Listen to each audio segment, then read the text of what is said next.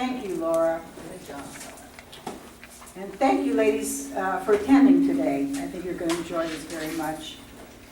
The program today is about Iranian women's culture, and it's presented by our longtime member, Mahvash VanCamp, who's been a member here for 26 years. So she's been a long-time member of this club. Anyway, just a little bit about Mahvash, what she does. Number one, she is the leader of the Iranian Women's Association of the Dallas area. Mahvash she's a bachelor's degree in English translation and a master's degree in teaching English as a second language. She's a writer, poet, and translator. She has written 5 books, 2 about educational psychology, 2 short stories about Iranian immigrant ladies, and 1 poem book. She's multi-talented. We're lucky to have her in our group. Also, Mahvash, as most of you know, she's well known for her sewing skills, and she has a lovely garment on today, which she's made herself, and it looks very nice, Mahvash.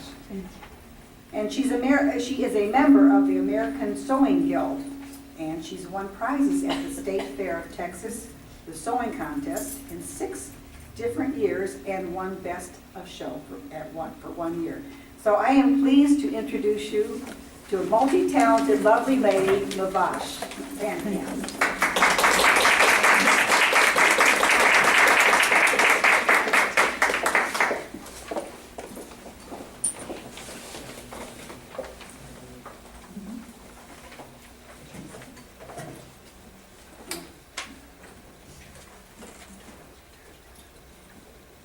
Do you turn the light on, please? I can't see, I can't.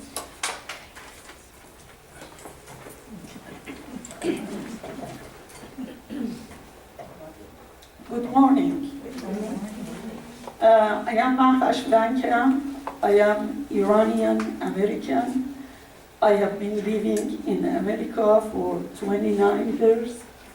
I have been married to Lee VanCamp for 28 years, and I have lived in Irving all that time.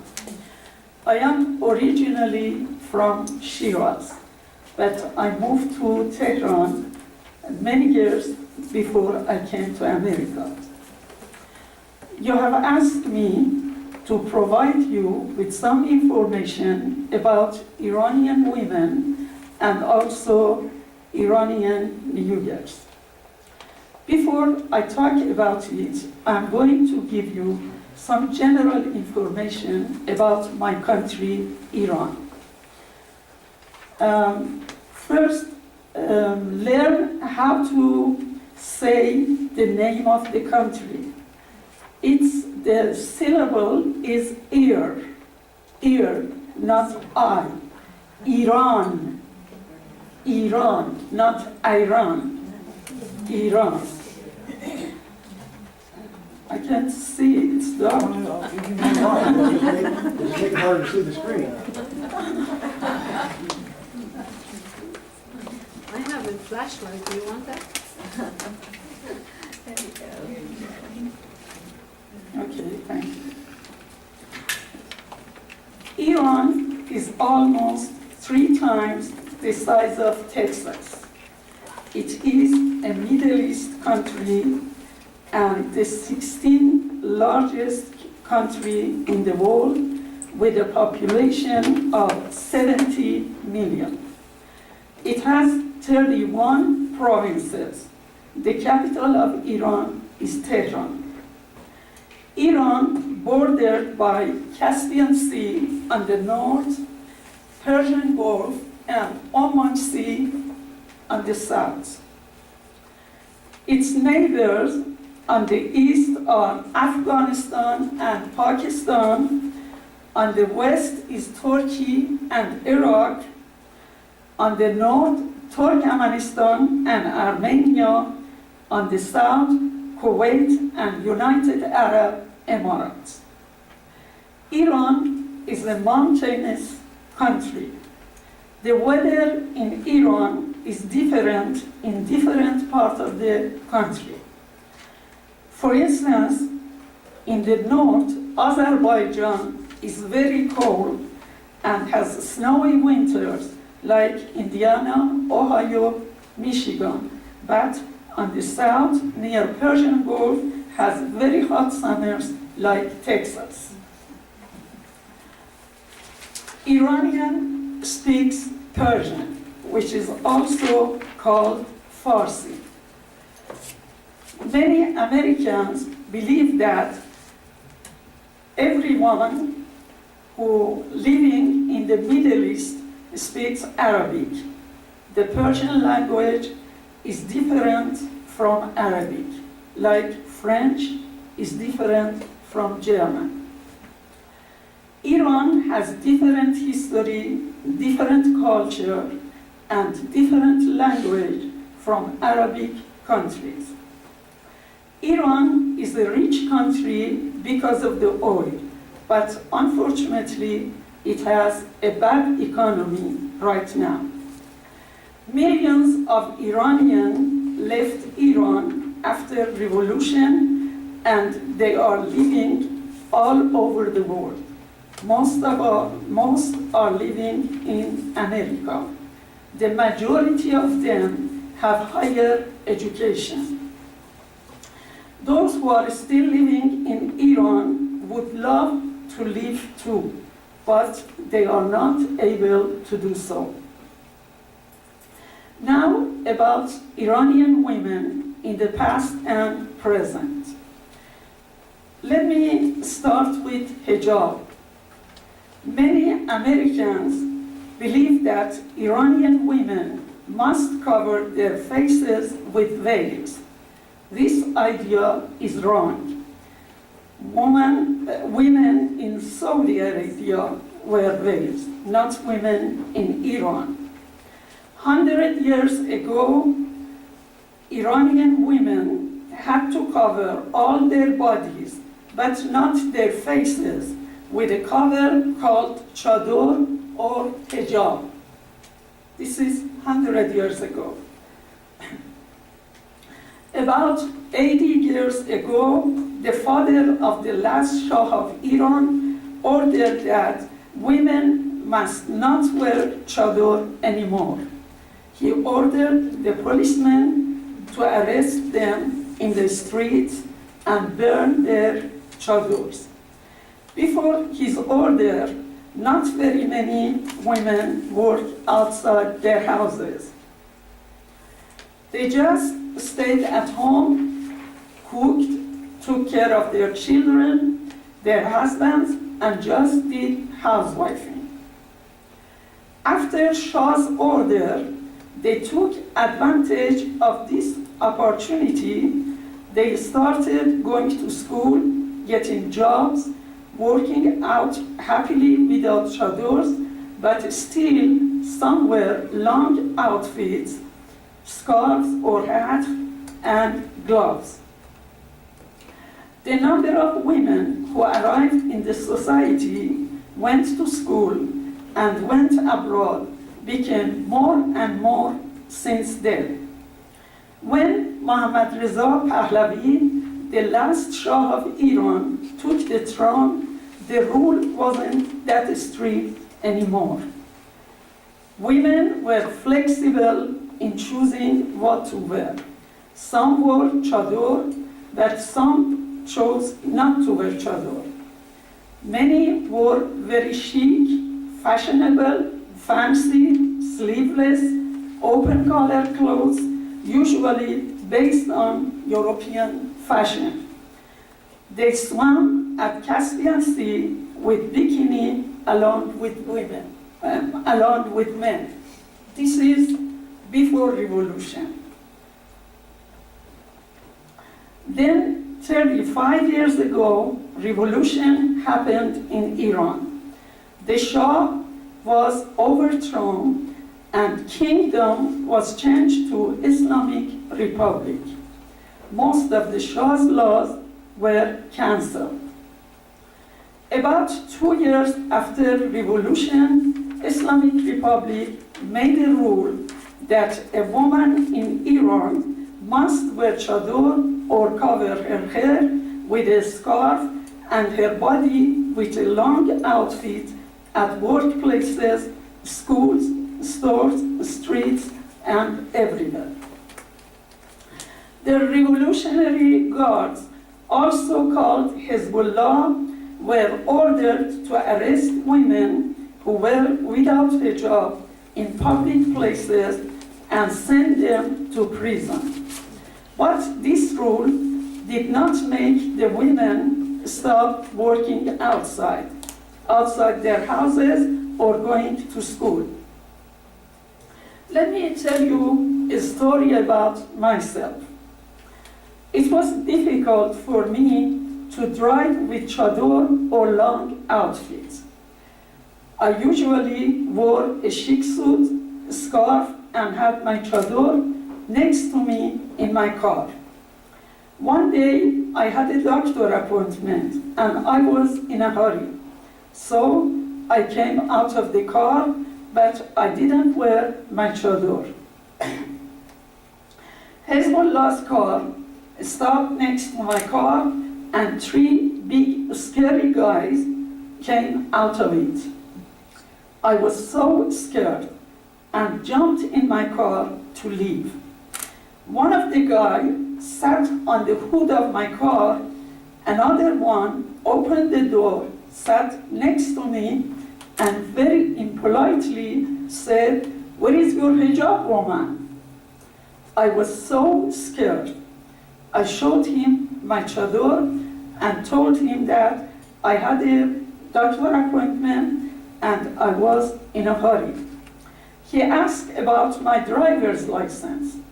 With shaky hands, I showed him my driver's license while I was visualizing myself in their car heading to prison. Fortunately, a week before that, in accordance with government's order to the teachers, I had changed my driver's license photo without hijab to driver's license photo with hijab. This was my driver's license photo without hijab, and that one with hijab when I changed it. Then the guy looked at it and said, "Okay, because you are a teacher and you should guide the younger girls, we let you go this time." He told me that even they arrest the women without hijab who come out of their houses just for 1 minute to put their trash out at night. These days, although the women against their will have to cover their hair and bodies in the street, workplace, and university, hijab is not so serious like a few years ago. They just wear a scarf which don't cover all their hair and beautiful tight outfits that cover their bodies. The clothes of Iranian women at parties are usually based on European fashion. They believe that Americans are not very fashionable and chic. Iran has lots of different tribes such as Lor, Kurd, Turk, Qashqai, and Bakhtiyari. Those people wear their traditional clothes when they are in their own places, but not in the cities.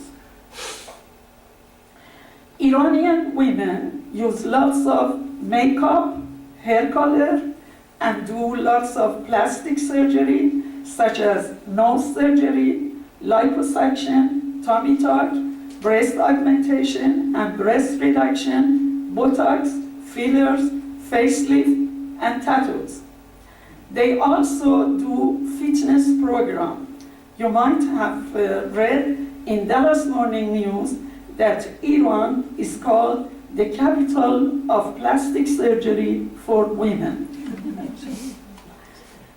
Although the main religion in Iran is Islam, most of Iranians are not prejudiced about religion.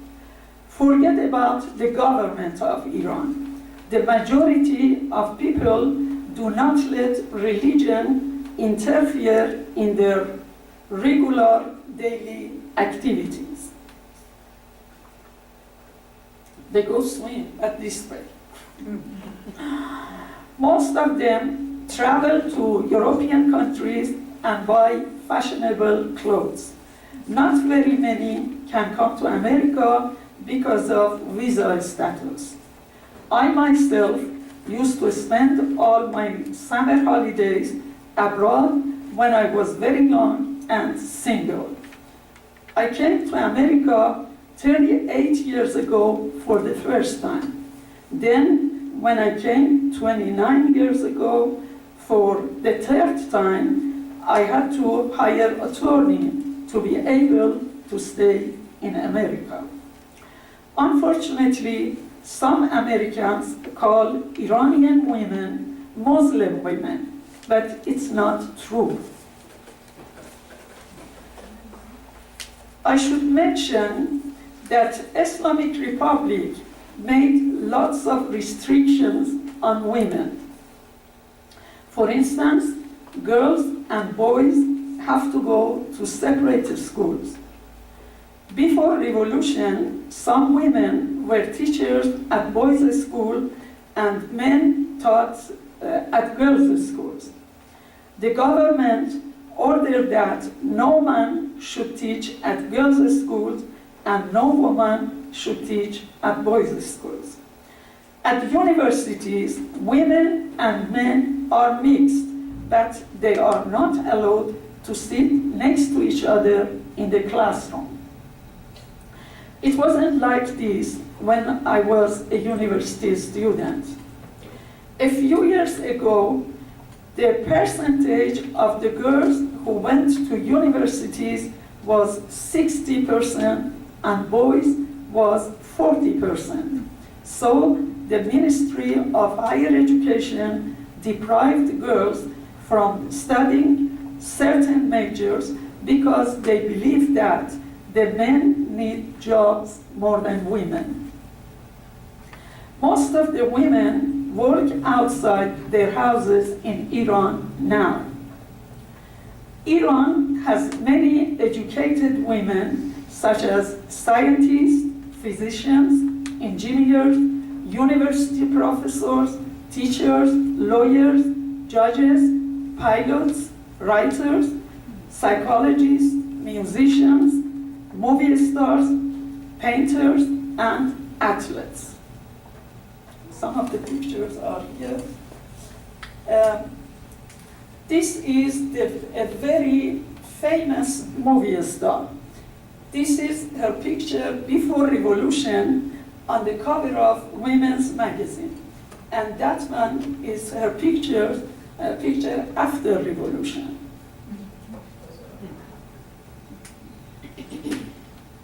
This is fine.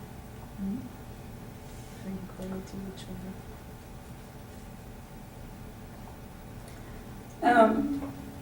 Another misconception that many Americans have about Iranian women is they believe Iranian women are not allowed to drive cars.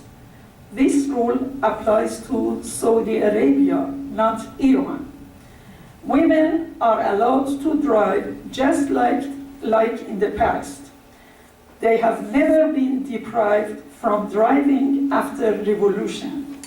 There are also some women bus drivers and taxi drivers in Iran right now. This is bus driver in Iran and taxi driver.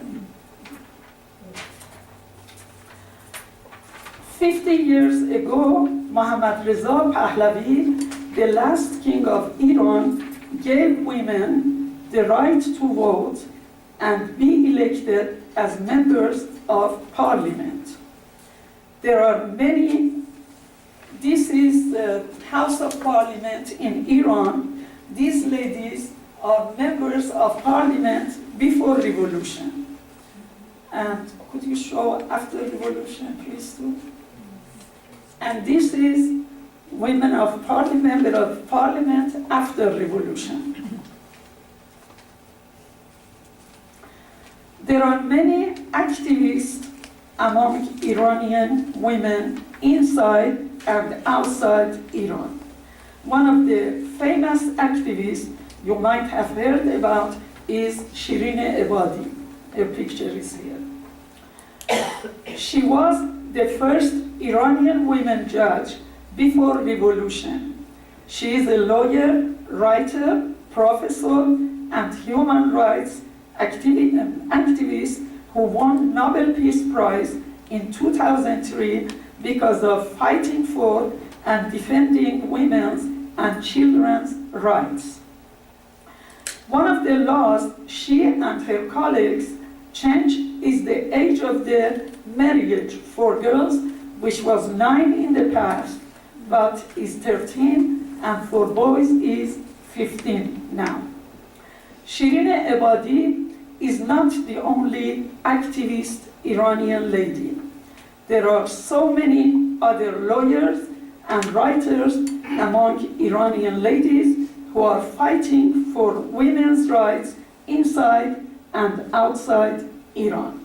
For instance, Iranian Women's Study Foundation, IWSF, which is a non-profit organization, gathers Iranian women from all over the world every year in one of the European countries or different states of America for the exchange of ideas regarding women's rights. The 25th conference of the foundation will be held in Irvine, California in July 2014. I have been honored to attend many of the conferences, and I will be there this year too. A very nice custom for an Iranian woman, for an Iranian woman, is that she keeps her maiden name when she marries. She doesn't hide her identity behind her husband's last name. She might informally be called by her husband's last name, but not in her driver's license, passport, workplace, school certificates, or any of her other documents. It has been like that forever, in the past and present, but the children get their father's last name. Keeping maiden name is what I like very much. I have my maiden name in Facebook. Through that, my elementary school, high school, college friends, my ex-colleagues, and even my students back in Iran have found me, and we have contact with each other from all over the world. Iran is a very modern country regarding new technology. Most of the people have access to internet, and because of that, most of the young people can speak English. It wasn't like that in the past. I was an English teacher, but my students couldn't speak English. Just the people whose major was English at university could speak English. There are some laws that Iranian women are not happy about, and they would like to change them. For instance, they don't have a right to wear what they like to in public places. Women singers are not allowed to perform concerts or sing solo. They have to sing in a group and with scarf. Women are not allowed to get passport and go abroad without their husband's permission. In a court of law, the testimony of 2 women is equal to 1 man. It's very sad. If a husband doesn't want his wife to work outside the house, he has the right to go to court and complain against his wife. But I don't think any man does that these days because of the bad economy, especially when the incomes of some women are even more than their husbands. A girl who hasn't been married before has to have permission from her father or custodian to marry, regardless of her age. I am an example. When I was going to marry Lee, my father, who was in Paris that time, sent a written permission for me. Otherwise, I couldn't register my marriage in my Iranian birth certificate. A girl's inheritance from the parents is half of a boy's, but recently some parents divide their inheritance equally between their sons and daughters before they die. When a husband dies, the surviving wife gets just 1/8 of his estate. The rest is divided among his children and his parents. A man can have more than 1 wife at the same time with the first wife's permission. He can also have as many civil or temporary marriage as he wishes. And at the same time, he can have more than 1 wife too. These laws had been banned by the last Shah of Iran, that Islamic Republic brought them back. Now, I'm sure you want to know what sigha is. What is sigha or temporary marriage? A temporary marriage is a marriage which is not registered. It is very similar to having an affair, but it has a certain time. A man and a woman agree to be with each other for a certain time. So a clergyman or the man himself or anybody else recites a religious verse for them and says, now there is no problem for you to be together. They set a time for sigha, which can be 1 night, 1 week, 2 months, 1 year, or even forever.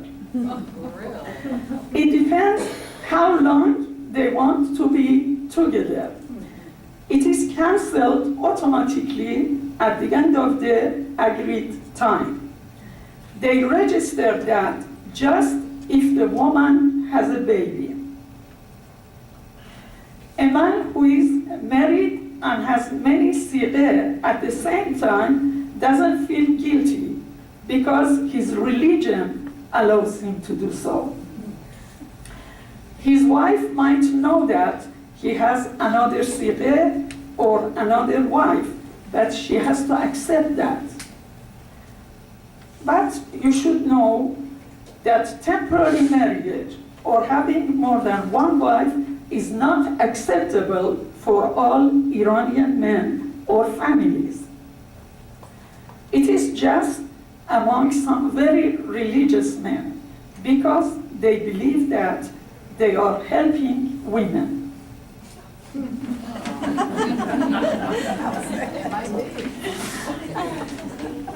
A woman applies for divorce just if it has been mentioned in their in their marriage contract, or if the husband is crazy, addicted, or in prison.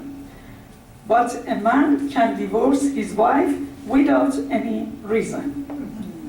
When a couple divorces, the custody of children goes to mother till the age of 7. After that, a court should decide about it. That was all about women in Iran. Now I am going to provide you with some information about Iranian New Year's Day. Iranian New Year's Day, which is called NowRuz, was 3 days ago. No means new, and Ruz means day. Iranian NowRuz starts on the first day of spring. It is not a religious event and doesn't have anything to do with any religion. It is a traditional ceremony which is celebrated by all Iranians all over the world, regardless of their religion. It has been celebrated for 2,500 years from the time that Iranians were Zoroastrian. There are many celebrations in Iranian history. For instance, the last Tuesday night before Nowruz, Iranians celebrate Charshanbe Suri, which means Wednesday party. They do it Tuesday evening before Nowruz, that they call it Wednesday party. They make a fire and jump over it because they believe that they give all their illness and unhappiness to the fire and get health and happiness from it. This picture was taken just last week in one of the parks, and this is my friend. A few weeks before the first day of spring, Iranians start cleaning their houses from top to bottom. They start shopping for new clothes and shoes, especially for the children. Then prepare things to arrange on the table called Hafsin table. Haft means 7, and Sin is a letter equal to S in English. There are 7 special things that their first letters are Sin or S. These 7 things must come from plants. The first thing is sabze. 2 or 3 weeks before Nowruz, they plant wheat, lentil, or mung beans in pots, so they germinate before Nowruz. If you remember, one time I made this for centerpiece in our luncheon in a hotel, Las Colinas Women's Association luncheon. Also, I made it for Garden Club. The other seeds are seed, apple, sear, garlic, senjer, mountain ash, sumac, sirke, vinegar, and samanu, a kind of food cooked with alfalfa. Each of these 7 things has a philosophy behind it. Then they decorate their Hafsin table according to their taste. They put some Iranian traditional pastries, cookies, fruit, and whatever they like, plus these 7 special things which have to be a part of the table. Some people also put Quran, some put Bible, some put a poem book from Iranian poet Hafiz. This Hafsin table is decorated by my niece in Iran and sent it to me last week.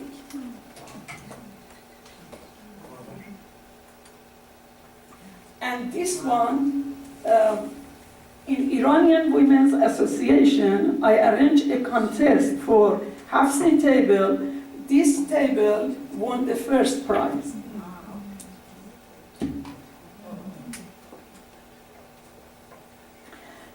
Some people, I said, put Quran or Bible or poem book from Hafiz. This is a tomb of Hafiz in Shiraz, one of the famous Iranian poet, that some people in equinox, they gathered there. And this picture was taken just a few days ago. And also, some people put Ferdowsi's book. This is Ferdowsi, one of the most famous Iranian poet, and this is Hafsin table. And this picture is from Mashhad. At the time of equinox, everyone in the family gathers around this table. The father of the family recites a verse wishing everybody a good year ahead. When the TV or radio announces the moment of equinox, which means the beginning of the new year, everybody kisses each other and wishes a happy new year for the others. Then the parents give gifts to the young children, which are usually new coins or new paper money.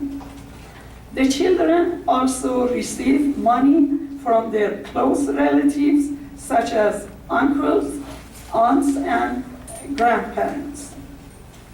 The traditional main course dinner of New Year's Eve is fish and rice cooked with mixed herbs such as dilwit, parsley, and tarragon. Some people cook chicken and rice instead. The first day of spring is called Eid.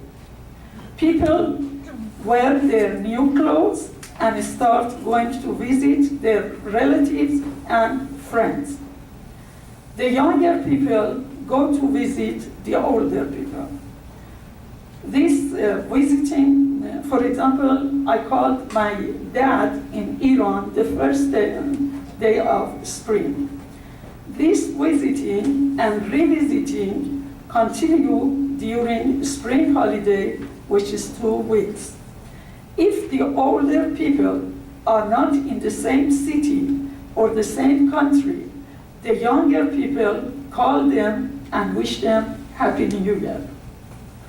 The refreshments which are served during these visits are traditional Iranian pastries, cookies, and fruit.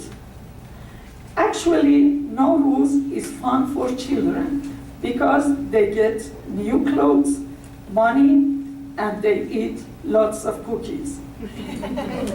13 days after NowRuz, Iranians celebrate Sizdah Bedar. Sizdah means 13, and Bedar means going out. All families go for a picnic and throw their sabzeh in a lake or river. By doing this, they believe they throw all the misery out of their houses. To tell you the truth, I don't do any of these things because I'm not traditional. I just call my dad and I might go to picnic to visit my friend and enjoy spring weather. My friend Sherry has been so kind to prepare Hafsin table for you and give you the paper that says the philosophy of all of those. I hope I have provided you with enough information about Iranian women and Iranian women and also Iranian New Year's Day. Thank you very much for your attention. Happy New Year and happy spring.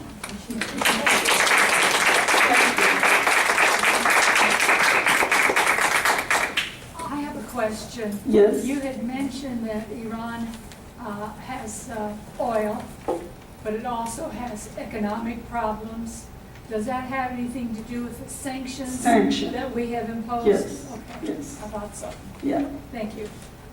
Did you show Hafsin table with Obama and his family sitting. Yes, I have two questions. yes. They kind of go together.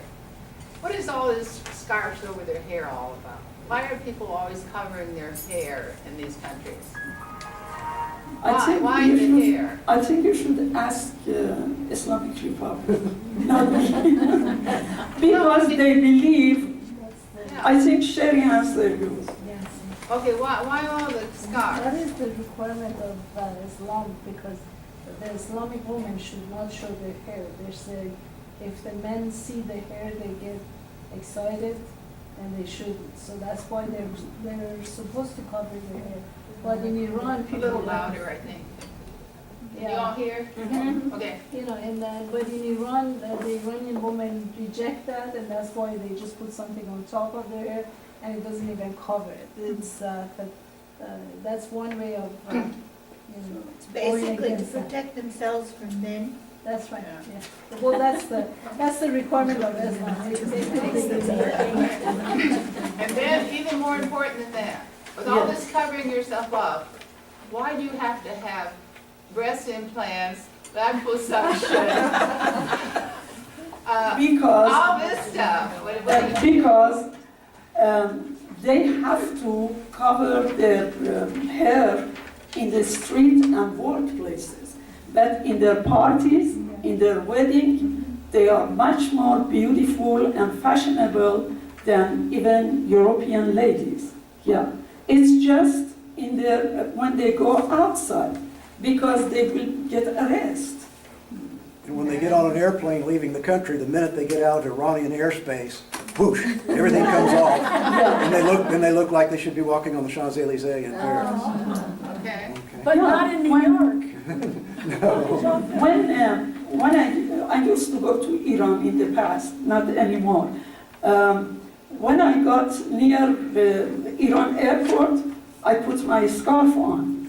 And when I was going to come back, the minute I sat in the plane, I took it off. Yeah, because they get arrested. Yeah, this is Islamic Republic rule, which is not fair. But women are not happy about it. Well, yeah, the men require this, right? Yes. The women cover themselves. Yes. Because they are not, They cannot control yeah, themselves. right, they Yes. cannot control themselves. Yeah, That's too bad. yeah, yes. I heard that the Iranian women have a very low birth rate, and that is due to the fact that they are the most educated of all the countries in the world. And educated women tend to have fewer children. Does that make sense to you? Actually, recently, all the women try not to have very many children, not just educated. Of course, we have lots of educated Iranian women, but everybody try not to have more than 1 or 2 children. Yeah. I think, excuse me, I think there are two factors involved. One, education certainly. Two, the economy. It's just too rough to try to raise a big family. But I've noticed here, I still see the women, if a man requires it for his wife and mother to be covered, because I've seen them in the hospital, with 4 or 5 children. Those are not. But they're Muslim. Muslim, Mary. Those are Muslim. Maybe they are not Iranian. Maybe they are from some country in Middle East. And if they are Iranian, they are the people who have sent by Islamic Republic to here. Yeah, they are in business trip. Yeah. Yeah, but it's still the Iranian, the cover that the Iranian people use is different than the ones that Arab or Pakistan or Yeah. American use. You know, they put just a very small cover. You know, they don't cover as much all of their hair. Like the So yeah, they just Yes, put a little that's true. like a handkerchief on their hair. Are you Iranian? Yes. Oh, that's really How did you meet your husband? You know, because my major was English, and I had lots of contacts with American in Iran.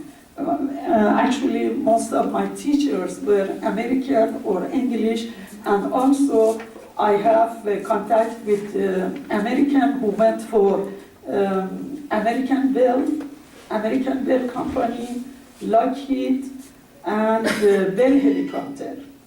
And then, for the first time, 38 years ago, the president of Bell Helicopter invited me to come to America. And I stayed in America for a while, then I came back, then I came again. And then, for the third time, when I came here 29 years ago, I was teacher here because I hired an attorney and got teaching job. Then I met my husband through a friend. But I was among American since I was very young because my major was English. Yes. Not without my child, you know, the book, Not without my daughter. Oh, Without not my without daughter. my daughter. is that true, that the mother of the son who moved back, who was supposedly the doctor, controlled the whole family? You know, everybody's different. My husband always say everybody's different. There are different families in Iran, but actually not without my daughter. Later, I read that most of them, they were going to make a movie. It was not everything they wrote is true, especially because that lady, Betty, just Iranian helps her to go out of Iran. Yeah. Not that everything in the movie is right, but still everybody's different. Yeah. Beverly? Yes, it's true, is it not, that the countryside is much more conservative and traditional and supportive of the Islamic regime than the cities? You mean in the little towns, they are more supportive for Islamic The Republic? villages, yes. Yeah, maybe, yeah. Because the only thing they see is Iranian TV. Yeah, not that all of them have access to internet or satellite or this thing. Maybe, yeah. Actually, there's a movie I'm trying to remember, you probably know the name of it, but anybody who wants to see an absolutely fabulous movie about NowRuz, the one about the little girl who is very obsessed about finding the perfect goldfish before NowRuz. I think it's maybe Yellow Balloon. Was it a Persian movie? Yes, Oh, yeah. yes. I don't see Persian movies. I don't know. What was You would it? love this one. It's Yeah, it's like the balloon, it had the name, something balloon in there, yes. Yeah, I I've couldn't seen remember, it. I see a lot of. I don't know. I haven't seen this It one. was If you a can catch short up- film that won some, Oh, if you can catch up with that on Netflix or something, you'd love it. yeah. It won some. Huh? but- You've seen it. Okay, thank you very much, ladies, for your attention. And as I said, happy. Tell us about Um, Excellent. If you want to see Hafsin table, and also these are international Iranian ladies, and here is the movie star who won last year, but you know, because she's living in Iran, she has to wear this kind of clothes. Yeah, she's covering her hair, as you can see. Yeah. And all through the movie, her hair was covered. Is that Christiane Amanpour? Christian Amanpour is Iranian too. Yeah. Her father is Iranian. Her mother is English, but she lived in Iran. Well, very good. Thank you.